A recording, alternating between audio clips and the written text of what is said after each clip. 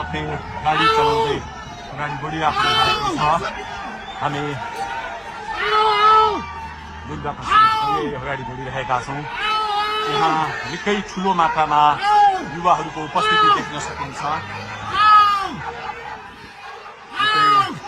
ठुलो मात्रामा युवाहरूको उपस्थिति, प्रहरीको बार तोडेर दुर्गा प्रसाई आफै अगाडि बढ्दै हुनुहुन्छ। प्रहरी घेरामा प्रहरीलाई गाडीले पेलेर दुर्गा प्रसाई अगाडि बढ्दै हुनुहुन्छ। हामी दुर्गा प्रसाईसँगै अगाडि बढ्दैछौँ। यहाँ कसैले रोक्न सक्ने अवस्था छैन।